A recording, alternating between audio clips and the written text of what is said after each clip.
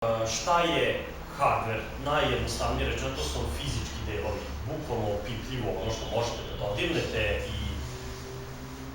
i čak i ako ga ne vidite, onako sitno je, može da se dodirne i to je hardware. Hardware možemo da delimo na 500 različitih načina i ono što smo manje više svi u osnovnim i srednjim školama na tim časovima nesrećnim informatike koja nas ništa nije naučila, imamo te neke kao eksterne i interne delove računara koji su ono što je u kućištu i ono što je van kućišta, najbanalnije gledano. Sad to je najnezanimljivija podela, zato što to da li je nešto napolju, možete i procesor da stavite napolju ako imate dovoljno dugačkih kablova da ga povežete, mislim, glupost obična, ali valjda je ljudima lakše kada se kaže i predstavi tako. Ne znam da li je počeo s njim ovaj tekst. Ono što su neke osnovni delovi i što ćemo često spominjati ovde su taj procesor koji predstavlja neko srce računara, ono što vrši same proračune, same promene i kontroliše praktično ceo računar.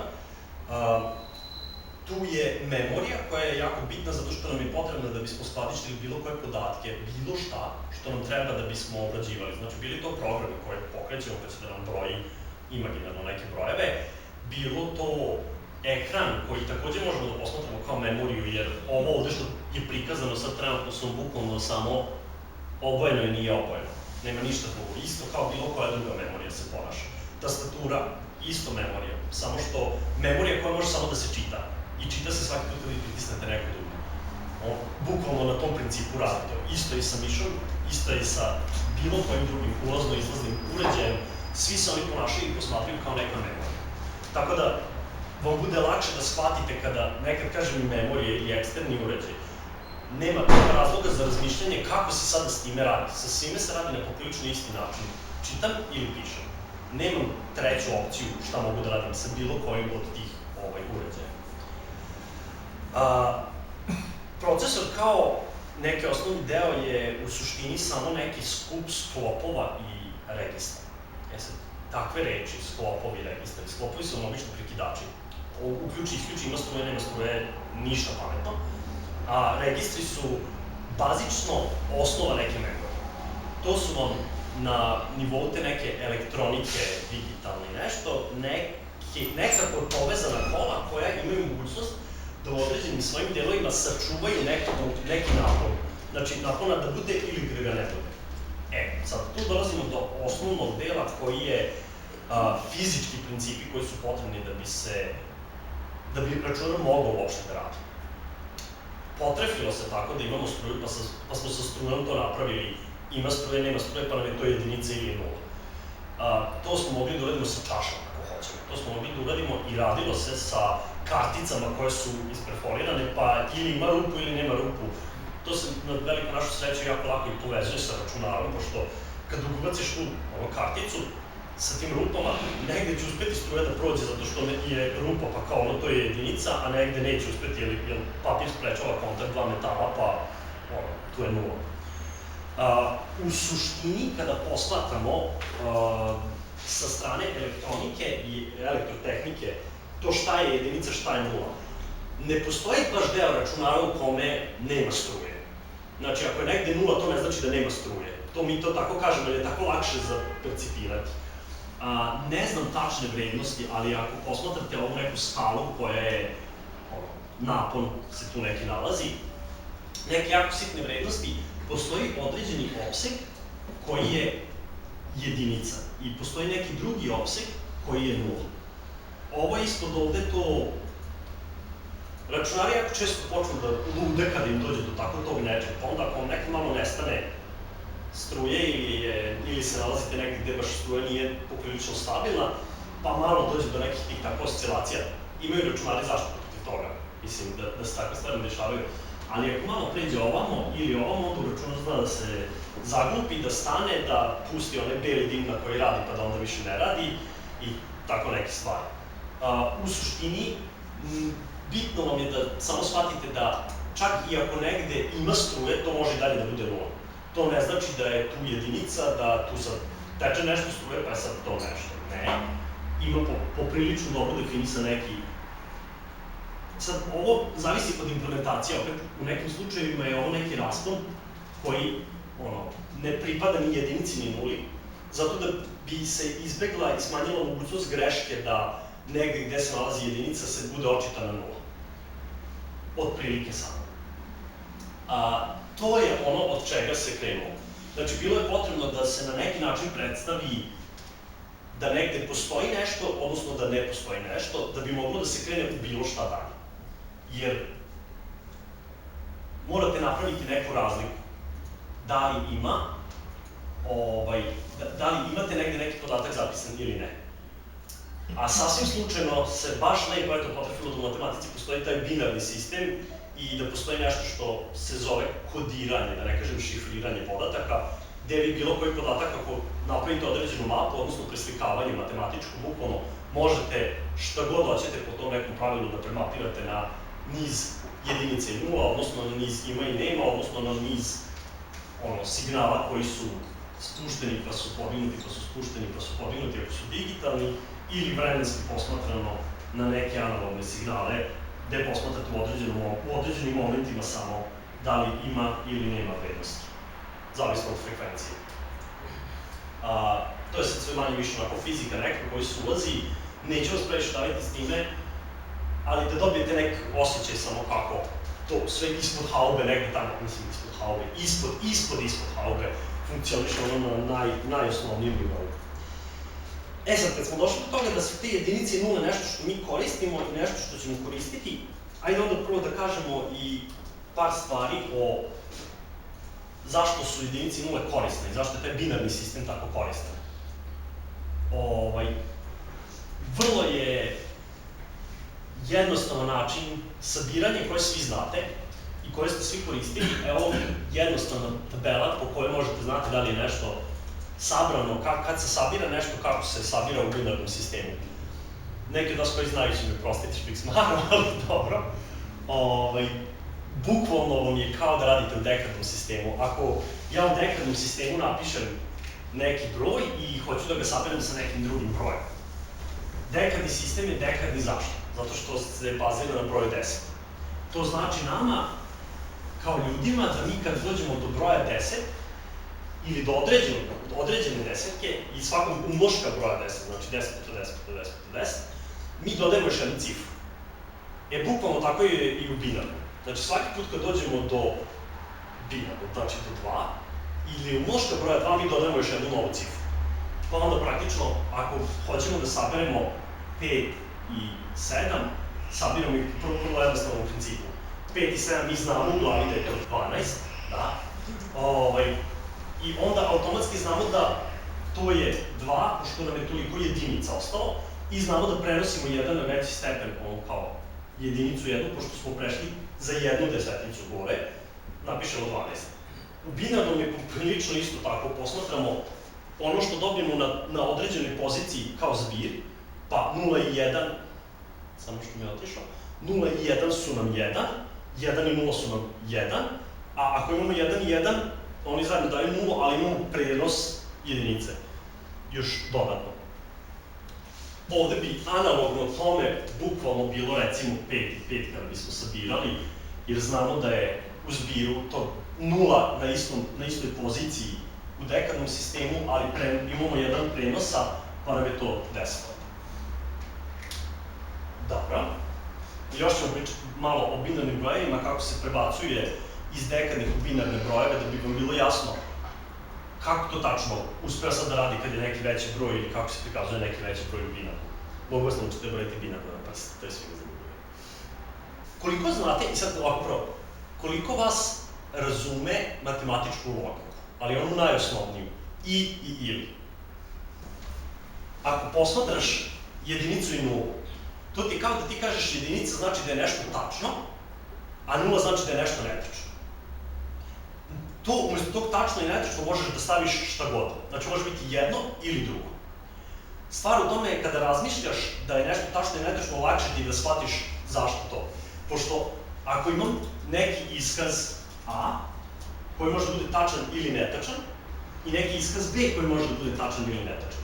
Ja kažem da je logička funkcija I, koja se obeležava inače ovako, važi da je tačna samo kada ti je prvi iskaz tačan i drugi iskaz tačan. Tako da ako zamisliš neku rečenicu, lupit ću sada. Ovo predavanje će se održati samo ako ja budem mogao i vi budete mogli. Totalno razumeš koja je logika iza toga. Zato se zove matematička logika.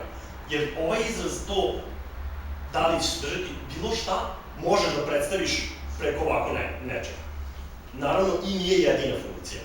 Imaš, na primjer, funkciju ili. Mi ćemo se... Ja ću doći ovde... Možeš se isto to predanje sadržati ako ja budem mogao ili... Naprimjer, može, naprimjer. Vi, recimo, podrazumeva se da vi možete i vi hoćete, svi ste, ali održat će se ako ja budem mogao ili Mile bude mogao. Naprimjer, to je dobar primjer, pošto sam ja otišao skroz u drugu stranu, da se shvati kako pravim rečenice koje nemaju smisla. Ali, okej. Znači, to je ili. Imamo još jedno koja je jako bitna, to je negacija. Ja ću doći samo ako Mile ne dođe. Ili ti. Ako nije istina da će Mile doći. Zato što ne trebamo obojicu tu i sve okej. Tako da, sa tim nekim, sa svega tih par nekih logičkih funkcija, mi možemo da dođemo do super stvari. Zašto? Zato što ja ako kažem 1 i 1, pa ja znam da mi je to 1. Jel' tako? Ako imam 0 i 1, to mi je 0. Zato što jedan od ta dva nije ispunjen. Jasno? 1 i 0 je 0, 0 i 0 je 0. Ajde sad da kažem ovdje i drugu koja nam je bitna. To je ekskluzivno ili, svaki put se zebam da kažem eksplicitno ili, ekskluzivno ili, ovako mislim da se obeležava u matematici. Tako se dolim ispod crta, nije iznad. To, ovo sad ako posmatrate, možete bukvalno da gledate kao tabelu. Pa možemo da napišemo 1 i 1 je 1, 1 i 0 je 0, 0 i 1 je 0 i 0 i 0 je 0. Ovo je nešto što se zove tablica i funkcije logičke, gde imamo a operand, b operand i rezultat. Kao sve to. E sad, tu kažem, postoji gomila drugih nekih logičkih operacija koje možemo koristiti. Ja ću spomenuti još samo jednu, to je ta ekskluzivno ili, koja zamisli znači da ekskluzivno mora biti ili da bi bilo tačno. Tako da, ako zapišem sad ovako to, to znači da je ona tačna samo kad je jedan od dva tačna. Znači, ovde i ovde je tačno, a ovde i ovde je netačno. Okej? E sad, kako je to napravljeno na nekom fizičkom nivou, to izgleda ovako. Ovo prvo bi vam bilo logičko i, zato što će struja teći kroz taj deo kola samo kada su i A i B zatvoreni, prekidači. To je jasno? Ne znam koliko, meni je ovo jako normalan crtež, zato što sam navikao na te elektroničarske žvrljotine, pa ako treba nekom da objasnim šta su koji delovi ovde, slobodno recite, treba. Dobro. To je znači i, zato što da bi struja tekla kroz ovaj deo kola, da bi do ovog ovog dela došla, mora da budu oba zatvorena. Drugačije neće nikako doći struja. Ovde, da bi struja bila zatvorena, mora bar jedan od njih da bude zatvoren. Jel' tako? Jer ako nije zatvoreno ni A ni B, a to vam je onda logičko ili. Jer čim je jedno tada zatvorena ima struje. Znači, jedan ili drugi da su zatvoreni neće biti. A ovo ovde, ako se ja ne varam, negacija od i. Zato što ako vam je zatvoreno, onda imate ono kroz otvor da ide ili ne ide uopšte. Razlika je samo u tome gde se nalazi detektor koji detektuje da li ima struje ili nema struje. Ali tog tipa izgledaju manje više sva ta kola. E sad, kad se prave računari, pošto su računari pravljeni tako kako su pravljeni kad se krenulo po svemu tome, da je neko drugi došao do nekih stvari, kao što su električna kola sa čašama koje su pune i prazne i našao način da voda baš ne isparava i da nema problema, možda bismo imali računare na vodu. To uopšte nije problem. Ono što ćete vidjeti i što morate shvatiti jeste da gomila odluka koje su donete, one računari kakve sada imamo, su posledice toga što je neko odlučio tako da krene s time, pa je, eto, i tržištu se poklopilo da su ljudi to prihvatili i to je sad prošlo. I to je tako. Znači, nije to neka nauka da je sad na fizici bazirano, pa sad to mora tako, jer u fizici, ako je neki zakon takav je, pa ga nećeš menjati, to što ga neko drugačije objasnio, sve ti je jedno, su iste stvari. Ovde, poprilično se ide na to kako proizvođači su krenuli da proizvode njihove komponente i sa proizvodnjom tih komponenti se progurali na tržište i postali mnogo širi zbog toga i onda u jednom momentu odlučuje, mi ću sad malo da promenimo, pa su onda odlučuje da pređu na drugačija kola, to jako zavisi. I ne možete se nikada uhvatiti za onu varijantu, to tako treba da ide. Ne treba ništa tako da ide, tako kako su napravili, tako ide. I to ti je to, nemaš puno izbora. Dobro, ovo je sad malo dalje. Sad, da, jedna zanimljiva stvar, koja je takođe ključna za sve ovo, jeste tabelica koju ću napisati, pošto ne znam koje su mi sve slike, tu mislim da tabelica druge nema.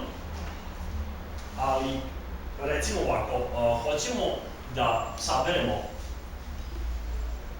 dve cifre, 1 i 1, 1 i 0, u stvari to mogu da se vratim. Tako je mnogo bolje. Da, ovo je mi. Znači, kada sabiramo A i B, u slučaju 0 plus 0, to je 0. Prenos nam je 0, jer nemamo sledeću cifru. 0 i 1 je 1, nemamo prenos. 1 i 0, 1, nemamo prenos. 1 i 1 je 0 i imamo prenos. Da li primećujete da vam je ovo A plus B za određenu cifru, koja je postavljena tu, u stvari ekskluzivno ili? Znači, to vam je bukvalno jedno kolo da biste sabrali cifru na tom nivou. A prenos koji se definiše da li ga ima na sledeći stepen ili nema, vam je i. I preko toga, znači preko ovih kola, vi bukvalno koristeći nešto ovog tipa, možete da sabirate brojeve preko struje. Date ima struje, nema struje, da li je i, da li je ili, ja unesem koje je A ili koje je B, to uglavnom bude tako što imate neke signale dodatne uvučene, odnosno žice, da ne kažem, A i B, i sad ovaj prekidač da li je otvoren ili zatvoren kontroliše neka žičica koja ide do njega ovde i neka žičica koja ide ovde. I ja sad kad kažem pustim struju da uđe tu, ona će se zatvoriti. Pa kažem A mi je 1, B mi je 0. I ja sad, pošto posmatramo da je ovo I, ja sad znam, pa to znači da ja ovde nemam prenosa, jer mi je 0 rezultat, ja ovde nemam napon. Znači da ništa, nemam napon, nema prenosa. A ako imam onu drugu situaciju, ekskluzivno ili, u tom slučaju znam, pa ja ovde mi je ili jedinica ili 0 u zavisnosti od sabiranja. Tako da to nekako treba da vam objasni i da razumete kako se u stvari radi sabiranje preko računara. Jer vi sad ako postavite neku cifru mnogo veću, na primer, da sabiramo nešto, ali je suština da možete bukvalno razmišljajući samo o tome da li je i ili ekskluzivno ili da uradite sabiranje bez ikakvih problema na onom nivou kojem god hoćete. Sad, pošto smo dovoljno koristili binarne brojeve, malo je red da uzmete da ih razumete kako oni funkcionišu i šta su to binarni brojevi i da možete da koristite u sistemu u kome god hoćete. Sad neki koji su imali matematike koje kakve po faksu su vjerojatno i radili takve stvari, tu mislim da se ni ne radi nigde u srednjoj školi. Elektro, možda, nije meni. Znam da je moj brat slušao negde to, tako da ono. Ajmo neki broj, pa da ga rastavljamo u binarno. Ajde, daj broj neki. 97. Koliko? 97. 97, savršeno. Našla si baš možda puno jedinica. Biće baš puno jedinica. Vidjet ćemo. Sad, znači kako mi broj 97, prvo kako ga posmatramo u dekadnom sistemu, to je praktično 9 desetica plus 7 puta 10 na nulti. Ovako, 9 puta 10 na prvi plus 7 puta 10 na nulti. Odnosno, 9 desetica i 7 jedinica. Tako to posmatramo. E sad mi treba da ga rastavimo na nešto što će biti x puta 2 na nulti plus x puta 2 na prvi plus x puta 2 na drugi plus x puta 2 na treći i tako. Dobro, x, y, c, različite cifre, ali da, znači na to će se svesti. E pa vrlo jednostavno, znači to da delimo mi sa dvojkom. Pa ćemo da gledamo što dobijemo. Pa ovo sam jako dobro delimo. 38 i 1. Apsolutno, to sam ih htio. Znači različno ako 48 i ostane nam 1. Ajmo dalje. Sad, sa 2, to mi je 24 i ostane mi 0. 24 to je 12, ostatak 0. 6, ostatak 0. 3, ostatak 0. To je 1, ostatak 1 i imamo 1. Ajde sad imamo s koje strane treba da ga čitam, što nisam ovako još pisao nikad. Da, postavljam. Znači, broj koji mi imamo je 1, 1, pa 4 nule, pa 1. Zajedno nešto je jedinici na početku i na kraju, pa ne znam koji je. Ovako, znači, ako posmatramo da je ovo 1, 2, 4, 8, 16, 32, 64, to nam je znači 96 i ovo je 1, 7. Znači, bukvalno deljenjem broja svaki put sa 2 dolazimo do onog oblika koji nam treba.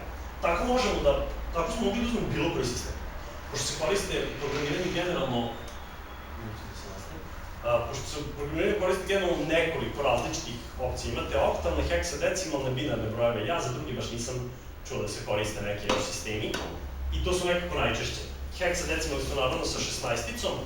Sad, kako prikazati 11, na primjer, pa 11 nam je 5, pošto ide od 0 do 9, i onda 10-ka je A, 11-ka B, C, D, E, F. Sa 15-kom se završava. Znači, to su binarni. Oktalno može i tako, bez problema, da osmislim, to je duplo manje, znači od 16, a 4 puta veće od 2, pa možete da ga posmatrate opet tako sa bukvalno konverzijom ovakvih delova brojeva. Heksadecimalno biste dobili tako što biste konvertovali svaki od ovih brojeva ponaosob, pošto to je od 0 do 15 se tako prikazuju brojevi, od 0 do 8 se ovako prikazuju brojevi, tako da poprilično jednostavno ovo u heksadecimalnom bi recimo bilo 1 i tu deo, kad bismo sada pokušali da prebacimo, to je 1, 2, 4, tako, 6, 61. Znači, broj 97 heksadecimalnom vam je 61. U binarnom vam je ovo, a u oktalnom bi bilo 1, 4, 1, 141.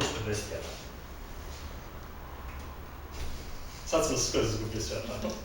Dobre, apsolutno super. Nebeko. Opet sam najpametniji. Nije pojenta da se najpametniji. Pojenta je da sama predstava broja, kako ga prikazujete, vam nije bitna. Znači, dokle god vi znate koji je to broj. Jer vi možete sabirati, uzimati, možete deliti u kom god sistemu hoćete. Vama operacije ostaju iste. To što ćete vi koristiti različiti stepen za predstavu tog broja, to je nebitno.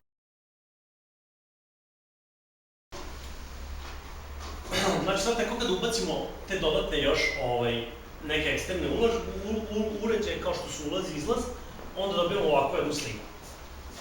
Imamo procesor koji sebe ide sa linijama podataka, desnim linijama pisanjem i čitanjem i imamo tastaturu i ekran. Za početak nam je to sasvim dovoljno. Ne treba nam da imamo miša, ne treba nam da imamo štampač, ne treba nam da imamo model, ko zna šta reći, peto, ne zvuk, ništa, to je to. Ovo onda se kao ulazi i izlaz standardni naziva terminala.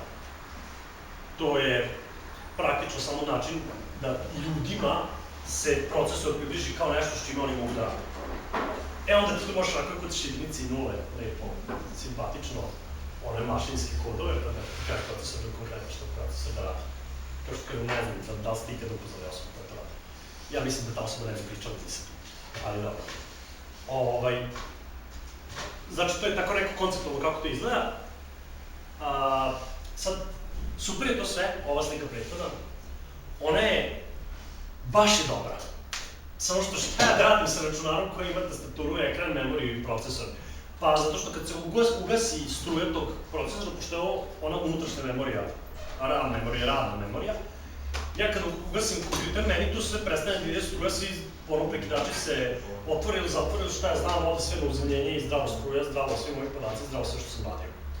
I onda sada ću da uključim kompjuter i sam moram opet da uključim 1.0.1.1.1, učitaj mi ovo u proces, u registar 1 i onda tako posle 5 dana, ja opet došao do toga da imam program koji mi sabira 2 broja i onda nestane struje i onda opet nešto. Onda je malo korisno da imati nešto što se zove eksterna memorija, odnosno masovna memorija, da budem precizan, gde praktično bismo zapisivali neke podatke koje mogu da ostanu tu i kada isključimo računar, da ne moram da krećem opet sve iz početka da radim, nego ja jednom nakucam taj programčić, jednom ne moram da ukucam uvek te jedinice, nego sad imamo assembler, pa ću ja napisati, pomeri mi ovo u taj registar, ono što bi inače radio tih 5 dana da dođem do toga sabiram 2 broja, ja onda to sve uzmem i načukam sve što mi je potrebno tim redosledom kao file neki nešto, sačuvam ga na neku masnu memoriju, to se učita, ide redom i čita redom, onda komande, procesor uzima podatke sa prve lokacije pa nadalje, zato što mu tako ide programski brojač, on kreće od nule, i kako on iz memorije to čita tako redom sve, on će doći do toga da ja posle vrlo kratkog vremena, pošto procesor je brz, mislim, kada kucate vi sami procesoru šta da radi, što mi užasno spore, dok ne otkucaš traje 30 sekundi, znači to da se jedinica je nulama, procesoru treba koliko vremena da uradi jedan prekid, da otvori, kada si mu nakucao te jedinice nula, koliko mu treba da otvori prekidača. Nanosekunde, mislim, sve ukupno. I onda on sedi i čeka, super, što dalje? A ti čukaš 1.0.1.0. Onda ti napišeš to u assembleru koji će da se prevede, pa će da budu te jedinice i nula i to sačuvaš kao file na početku hard diska, na početku neke mate svoje memorije i onda on kad krene, aha, ovo dobro to radi, radi sledeće. I on to uradi oko 10 sekundi. Evo ti sabire, sabrao sam ti jedna dobra koja si htjela da sabireš. Ti možda napiš onda kao recimo da ću te sa tastature, onda ti uneseš sa tastature šta da sabere, ti on sabere. I onda imaš program za sabiranje automatski napisan. Tu sad počnemo da ulazimo u software. Znači, hardware je bilo sve ono što je teče struje, ne teče struje, ima struje, nema struje, ali software je ono što mi kontrolišemo na računaru. Ono kako mi hoćemo da zadamo način na koji će se on ponašati. Znači, kada napišemo tako neki program i hoćemo nekako da ga svestimo i hoćemo da ga stavimo i onda kad se pokrene računar da on krene odmah da izvršava to. Da ne moram da čeka na korisnika da mu kaže svaki put sad ovaj korak. Nego ti možeš već znaš da će mu trebati da, ne znam, učita sa prve memorijske lokacije nešto. Super, napišeš to negde u neku memoriju koja kad se uključi uvek biti jedinice i nule. Čim se on uključi, on krene odmah da čita sa prve memorijske lokacije. To je vezano i za bootstrap operativnog sistema. Kad se uključi, on prvo pogleda tu neku određenu memorijsku lokaciju koja mu je početna, a tamo je zapisano, kreći odavde. I on ode na tu sledeću lokaciju, tu krene odavde, vidi, ja imam program koji izvršava, ja krenu da učitam. Što je ovo radio, ludu i ovo iscrte, i onda će se startiti ceo operativni sistem i procesor samo ide i piči red. On ima posle tu sad radi, 5-6 minuta, nekako 30 sekundi, zavisi od procesora, zavisi od operativnog sistema. I onda ono kao, ja sad završio, sad stoji. Ne stoji on izvršava praznu petlju, pa se vrti i ne radi ništa, zato što čeka čoveka da mu kaže nešto. Ali on je odradio gro posla koji je ono kao nisi ti morao da sediš da čukaš iz početka, jer on tam malo potrebalo sve to s jedinicama i nulama, ili pak sa assemblerom. Znači to sad takav program koji će to raditi nam treba negde sačuvamo, pa otud i potreba neka za nekom masovnom memorijom. Ovde je prikaz magnetnog diska. Da, znam, mislim, ko sad koristi dalje USB, dalje šta je, dalje SATA, ATA, nije bitno. Imamo neki generički primer kako to sa ti magnetni diskovi izgledaju. Znači, to je neko magnetno polje i taj neki očitavač koji se kreće oko toga. Sad taj disk je bukvalno ploča magnetna koja se vrti.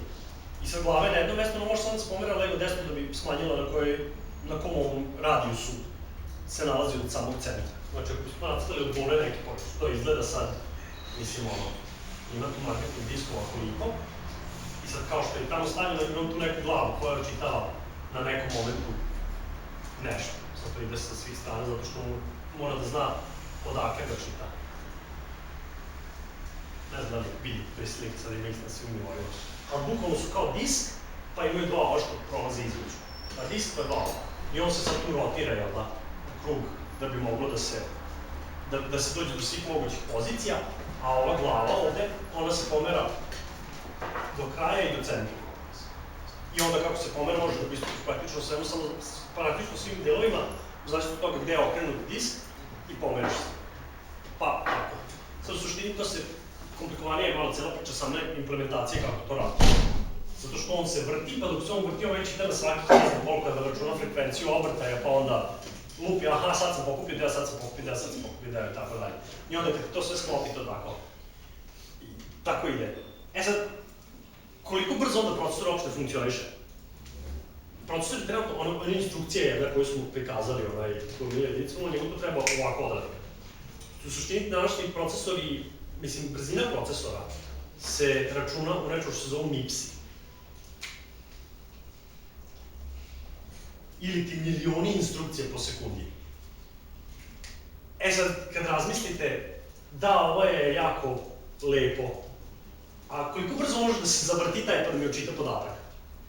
Pa, može on to brzo da uradi, ali koliko miliona po sekundi puta može da mi očita podatak koji je tako raspočet da će ovdje ga čita? Pa ne. Znači, on je jako spor. Masovna memorija, ti pata diskovi naročito, ne znam kako je na koji principu funkcioniše sad, ali mislim da isto magnet je, tako? Da. Isto ovaj princip. Sve isto, samo drugi sistem prenosa. Aha, dobro. SATA, samo drugačiji protokol komunikacije među diska i kontrolera. Da.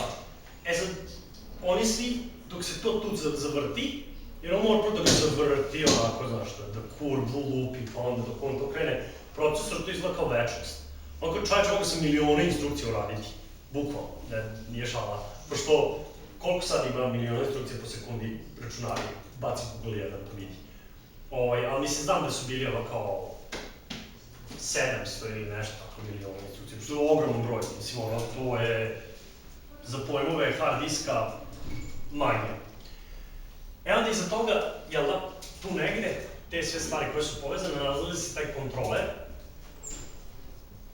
koji takođe, kao što smo rekli, za tastaturu i za ono, ima opet svoju neku unutrašnju hardversku strukturu, koje su opet neke žice povezane sa nekim prekidačima, nećemo ulaziti pretredno u detalje, pošto ono, bitno je samo shvatiti.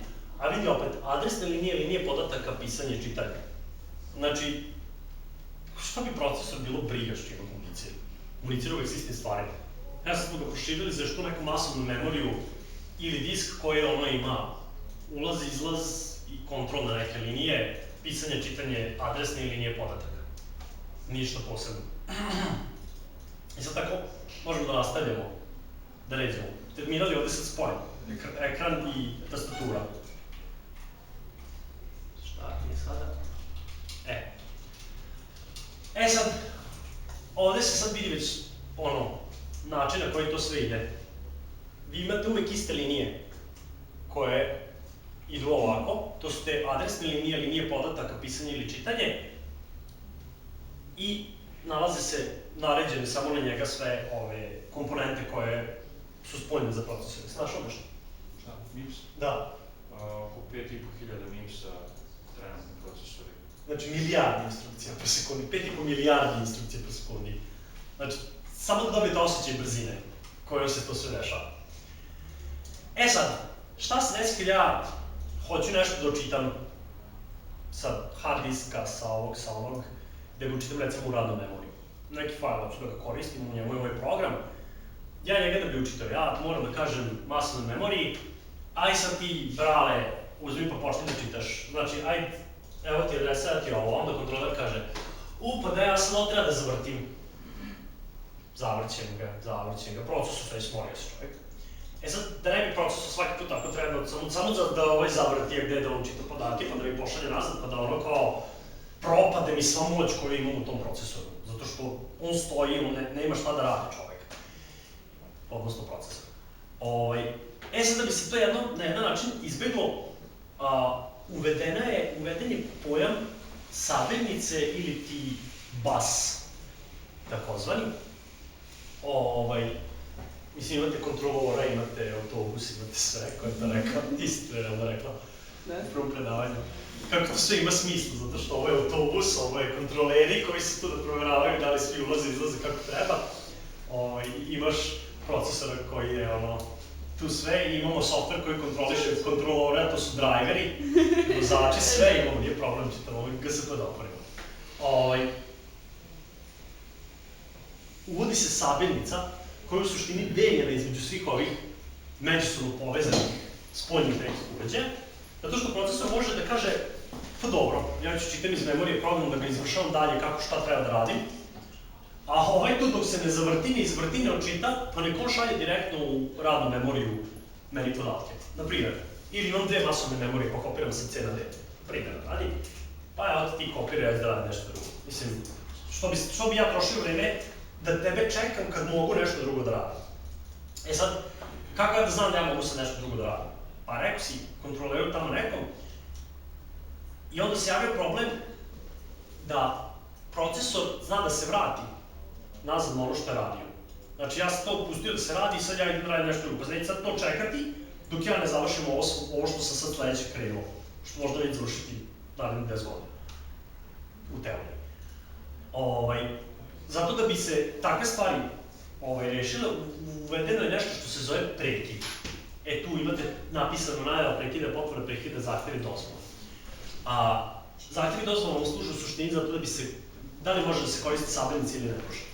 Tu nema sad puno teoretisanja.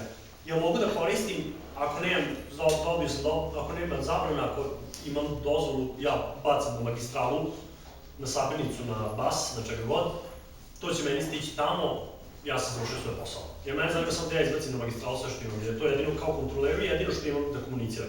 Ja imam svoj uređaj koji kontrolišem, ja ovde izbacim ono što imam i to je to.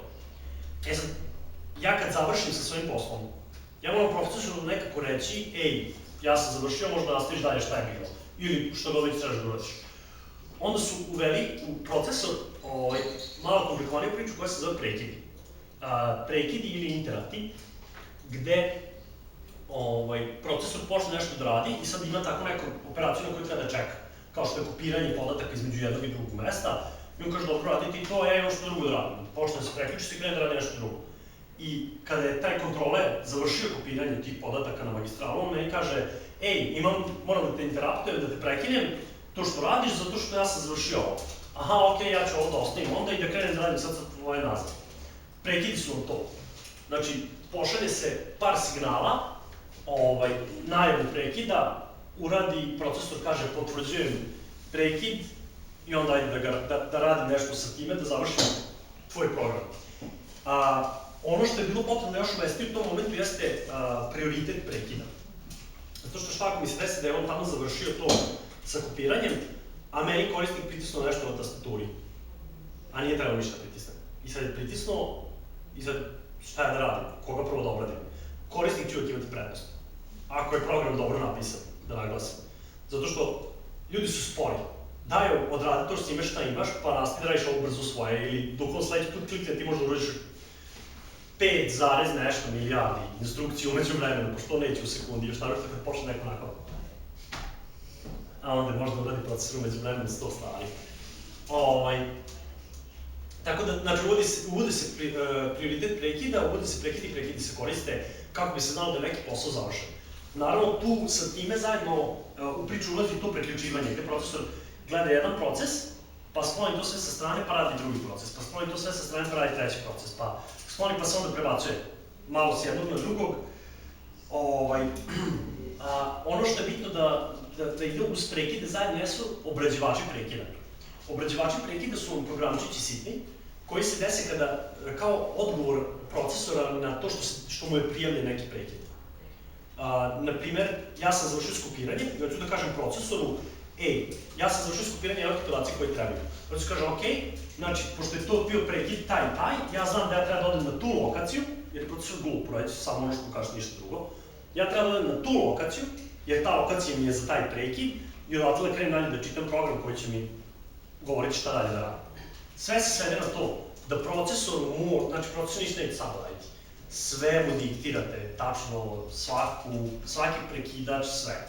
Kao što smo rekli, sve se kontroliše samo sa onom jednom naredom.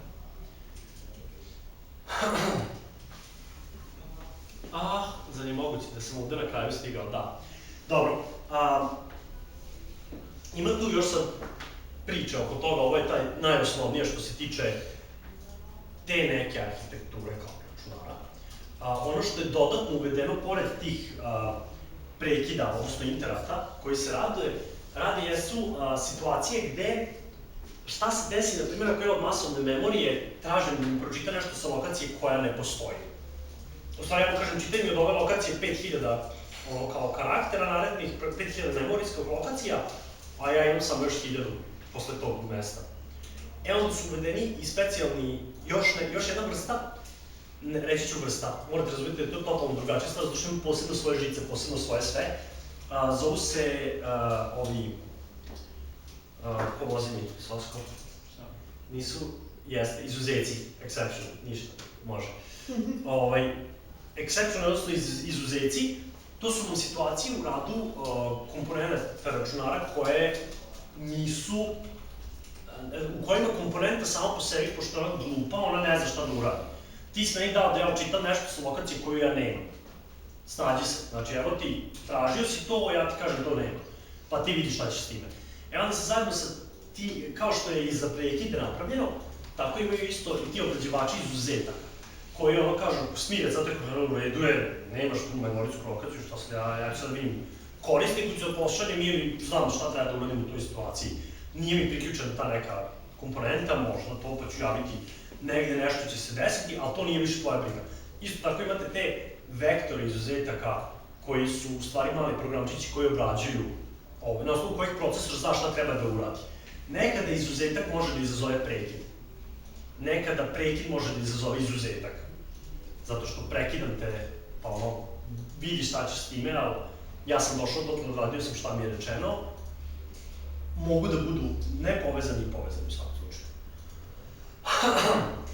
Dobro, šta još imamo? Da, znači, ideja je cijela ta da je uvedena i magistrala kao ono vrhunac toga što može da se ubrza procesor, uvedeni su prekidi, uvedeni su izuzeci. To zajedno sve vama čini ono što svaki današnji računar ima. Znači, ja ne znam ni za jedan, bar ono se naposljednji pojavilo nešto skorije vreme, od tih računara koji su za korisnike, manje više. Ne znam kako je stanje sa ovim embedded računarima i ono kao ugrađenu klime i šta ja znam. To uglavnom malo jednostavnije mnogo funkcioniše, ali nemate potrebe za toliko spoljnih stvari, ali procesor i neka memorija uvek moraju postojati. Najčešće sad i na tim veš mašinama gde su ugrađeni baš računari u njih, imate i taj neki ulaz i izlaz, ili oni vam prikazuju neke podatke, a opet možete da ih kontrolišete, pa ovako nekako izgleda bez možda masovne memorije, jer nemate vi baš na svakom da pravite svoj program kakav hoćete.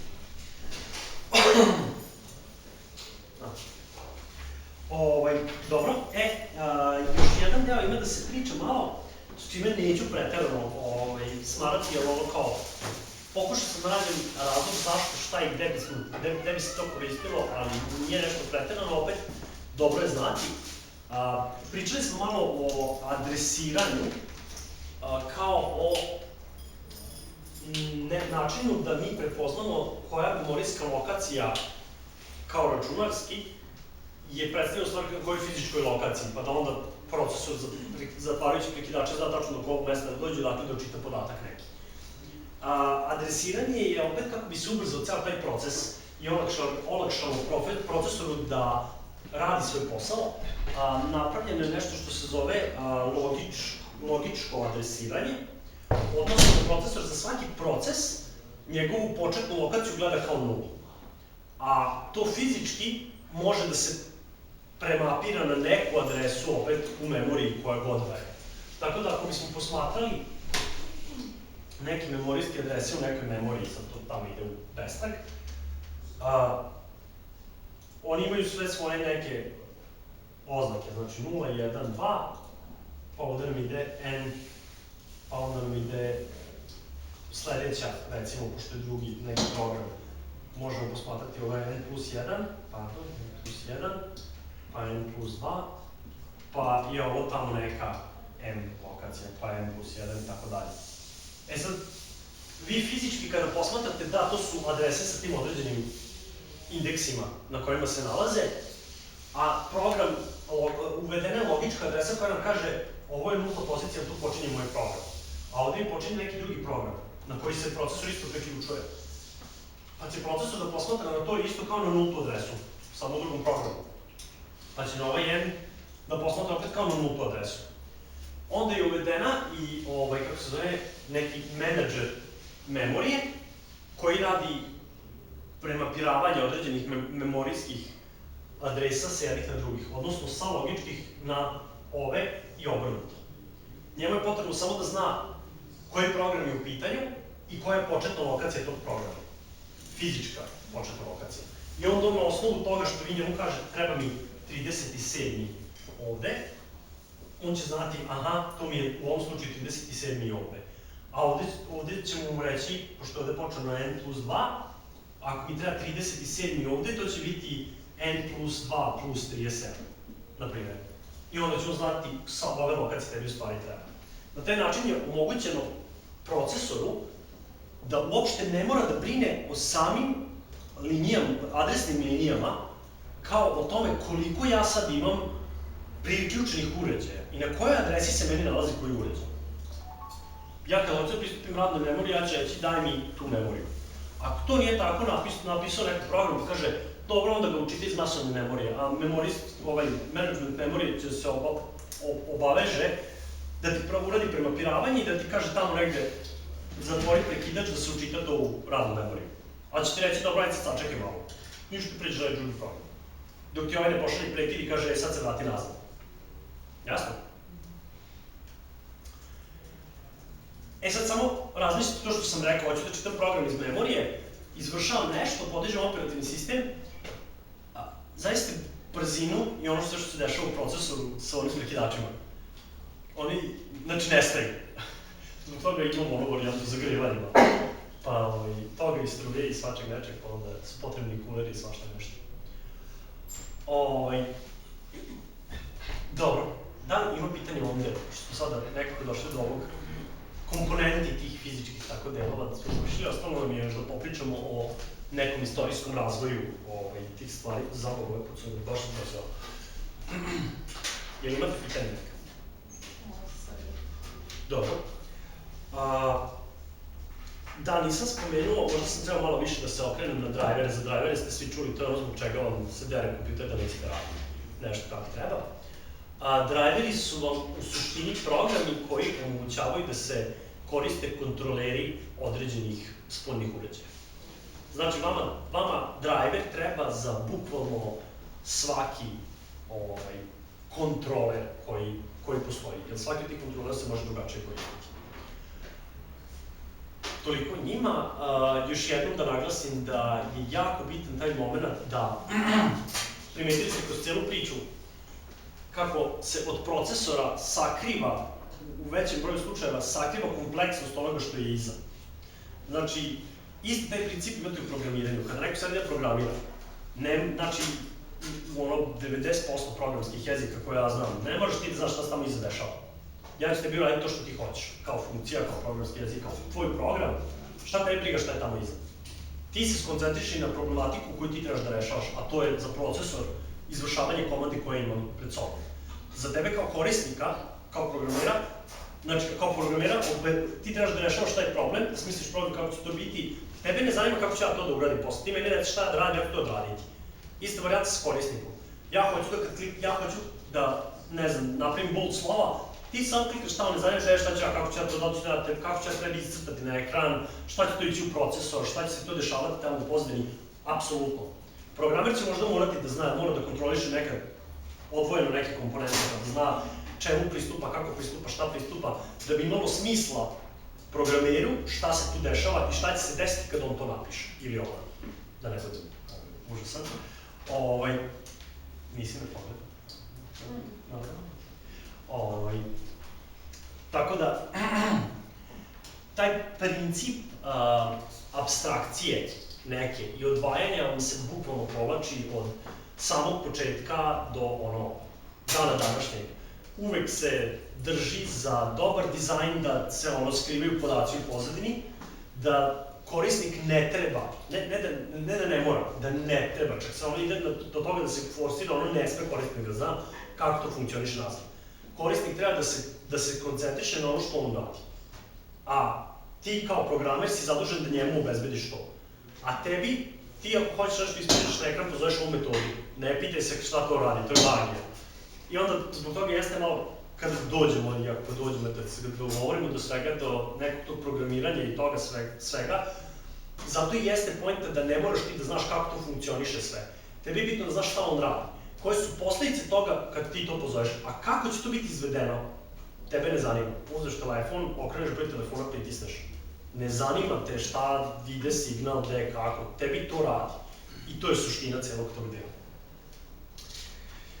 Dobro. Pa više ovo se zove Memory Management Unit. Kako se da neko nazvali? Ovako. Pitam se, Slažem. koliko će to otprilike još trajati? Šta misliš koliko to ćeš ovo predavanje? Pa ja mislim da mogu da završim u narednih pola sata. Ja sam mislio da će biti duže, ali onda sam se sad upravo setio, pili smo i jeli smo i zajebavale ste se sve. Zato je drago toliko. Ovako, imamo neki istorijski pregled kao računara, još da pređemo, koji takođe pokazuje kako je došlo do toga da su računari ovoliko kompleksni koliko su sada, šta se to dešavalo u istoriji, koje su to otkrića koja su se desila i kako se došlo do te kompleksnosti koju trenutno imamo i po kom principu radi. Imamo tu neku prvu generaciju računara koja je negde oko 1960-ih nastala. Ja ne vidim koja mi je ovde godina, ali mislim da je, dobro, početkom, znači, to je 20. Su napravljene oni prvi put katodne cevi. Da li znate dakle potiče neki bug? Bug? Da. Znaš? Našli su u katodne cevi, da. Program nije radio kako se očekuje. A zašto nije radio? Zato što se nekako bušvabili skakavci ili što god je uglu neko tih cevi.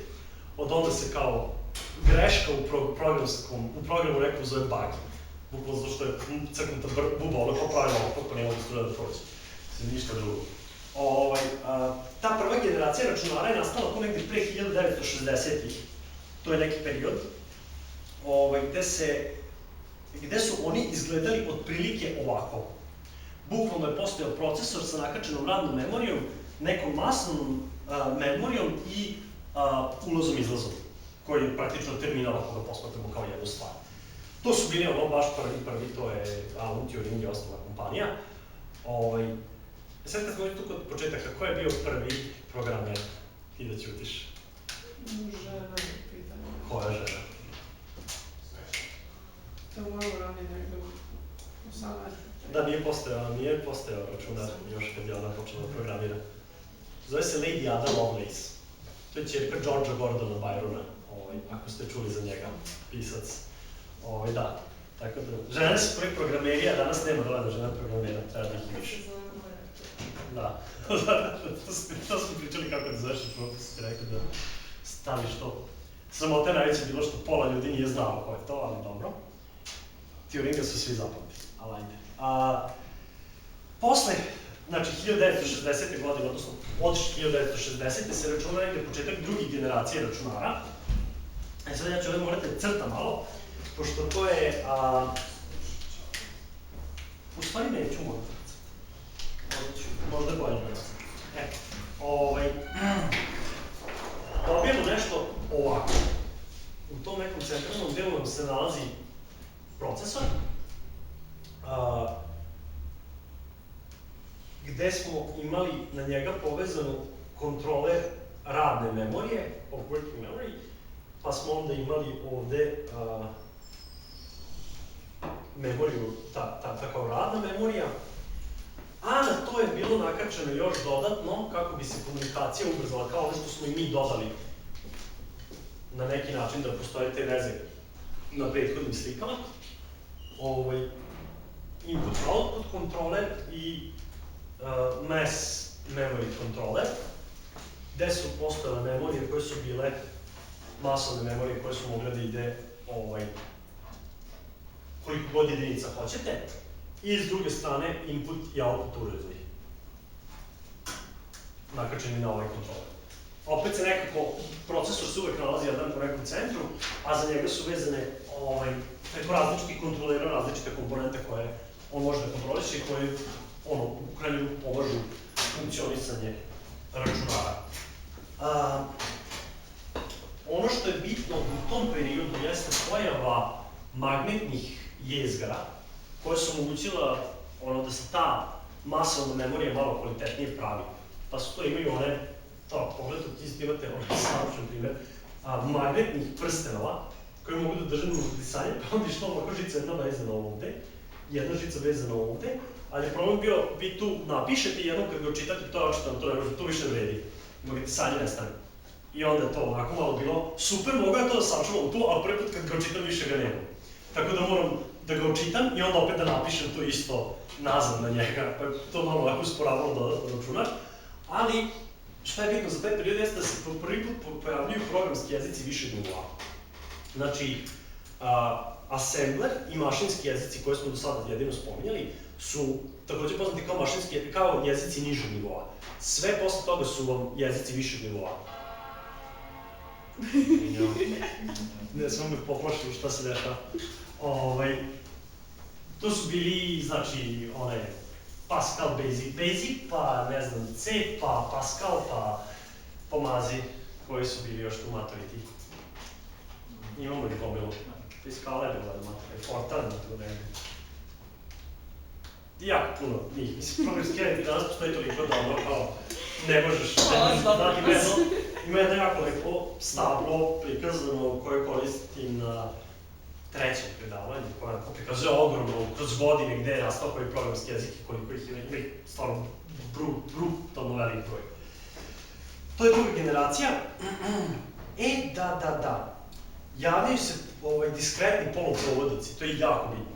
Zato što sve ova kola mala koja smo napravili to, razlog zašto može da bude na tako malom nivou jeste zato što ti poluprovodnici se ponašaju u zavisnosti od kontrole, pošto oni bukvalno su, mogu da se postave kao ovako sandvič i da se samo sa 3 veze kontroliše preko ovoga koliki će napon biti ovde, a odavde dolazi struja recimo.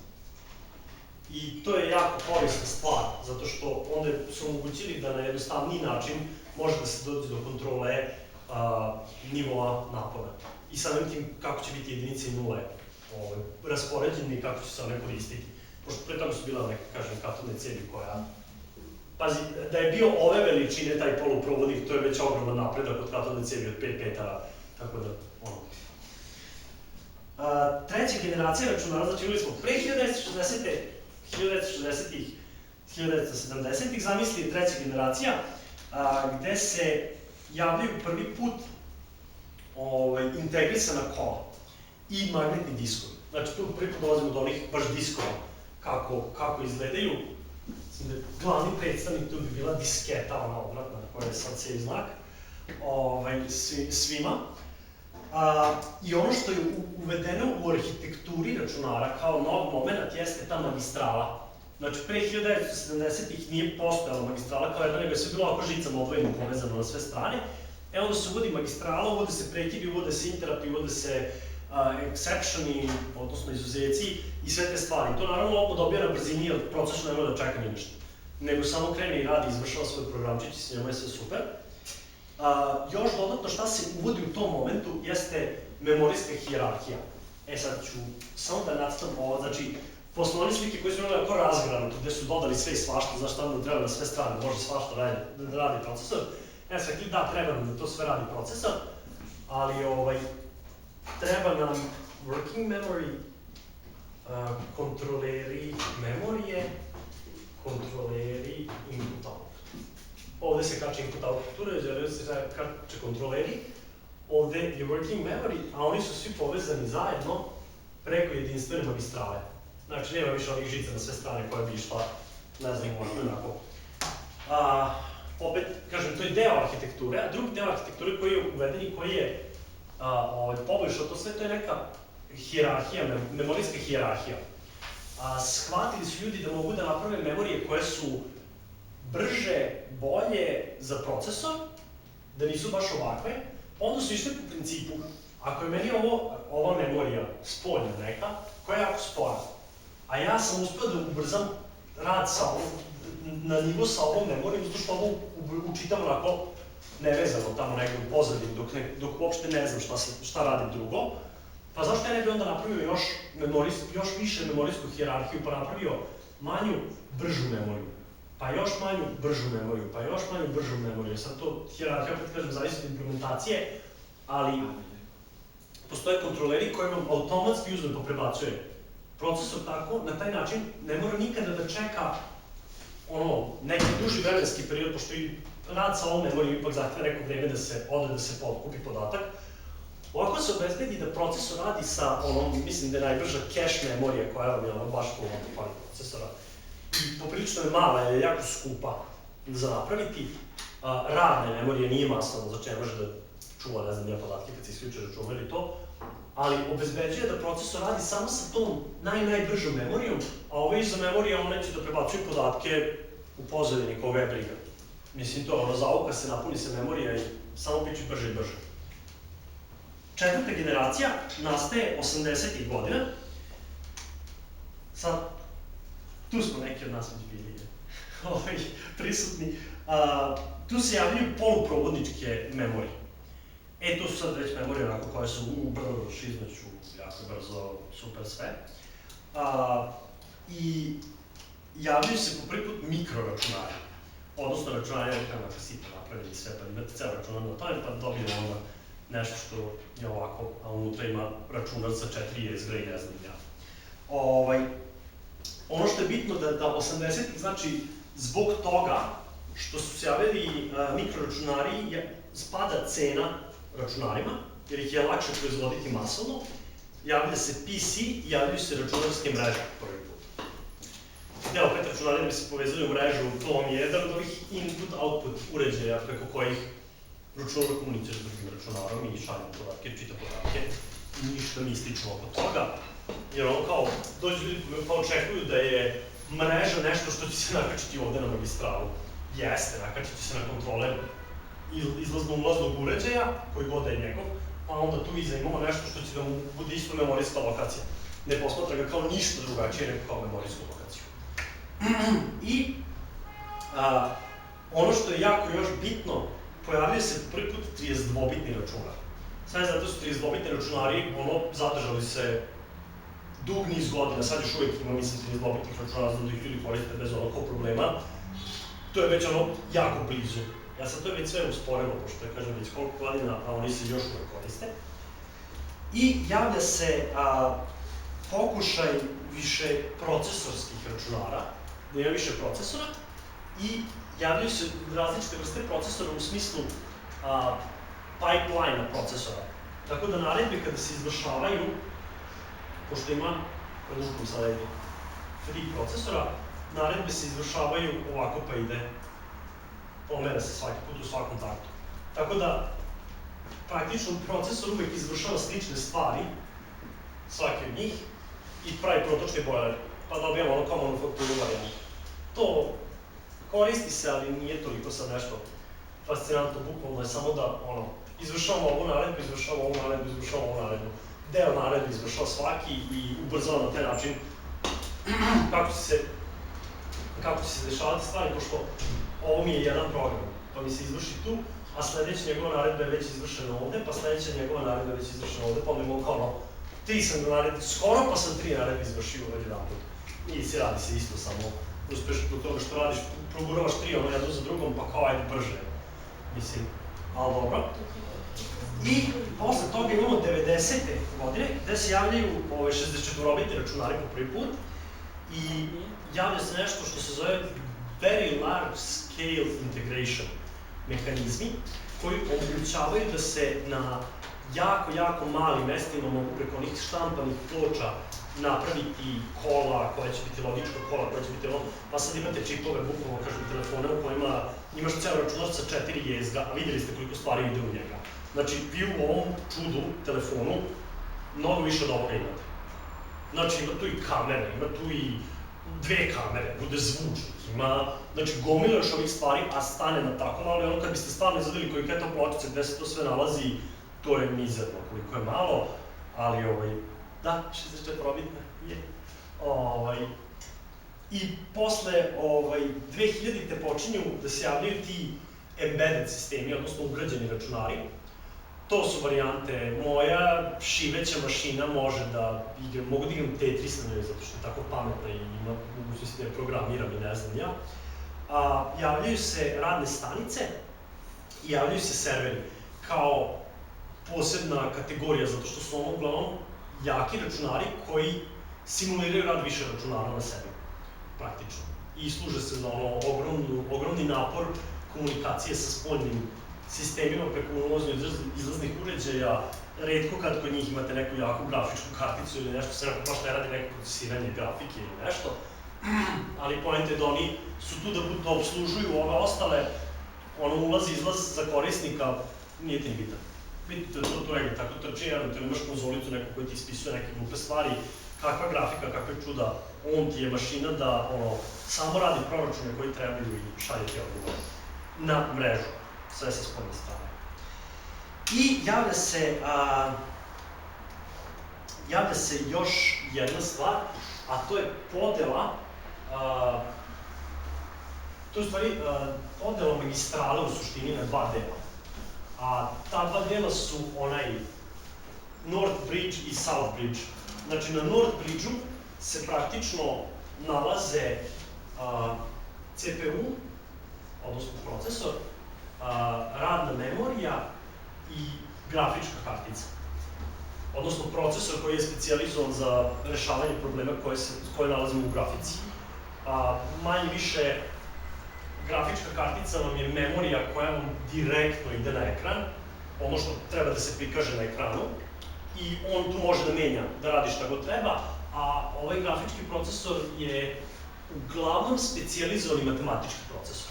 Znači, on služi ima super neku aritmetičko-logičku jedinicu za te stvari, a u njega ne brine okolo komunikacija, on nema šta da radi sa prekidima, on nema šta da radi sa svim tim, njega to ne zanima, on dobija od procesora šta treba i on samo piči i rešava matematičke praktično probleme koji su potrebni nama uglavnom kada radimo sa grafikom.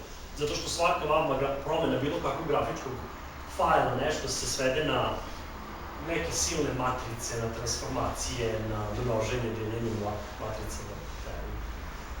Mislim da pitanje, znači to samo se podrazumeva u slučaju da je integrisana grafička kartica?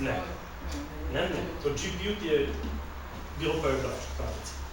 To ti je Graphical Processing Unit, tu može biti integrisana, može biti kakva god integrisana, može da ti postoji ovde, ali uglavnom i GPU, ali koja ti je deaktiviraš zato što ti je ovo uglavnom jača.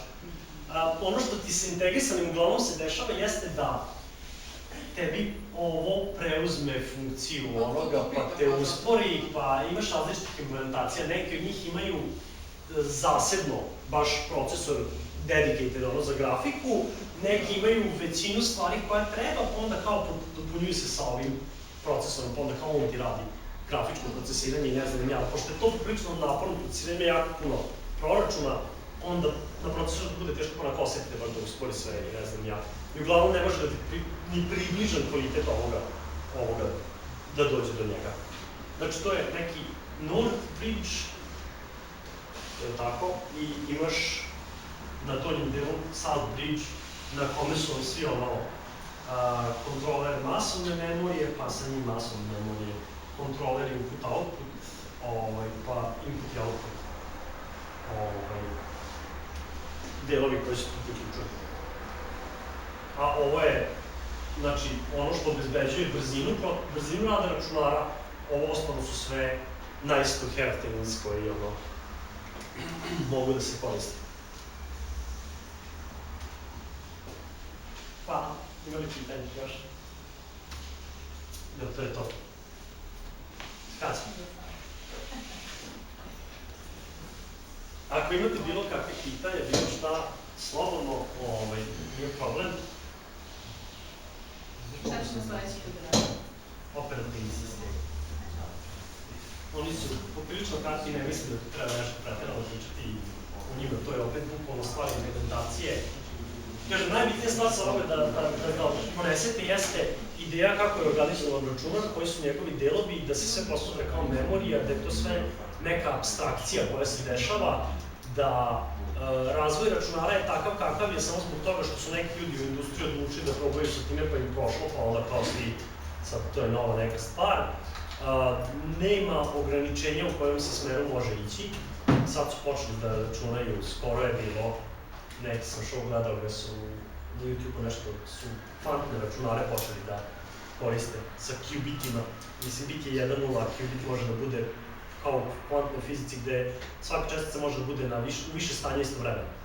I onda qbit vam je jel da, i u jedinici i u nuli istovremeno, pa onda može na stepen da računa brže sve, jel računa više stvari paralelno.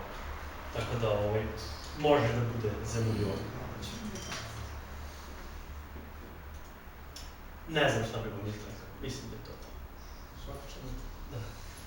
Hvala. Uvijek si diskretno, kako je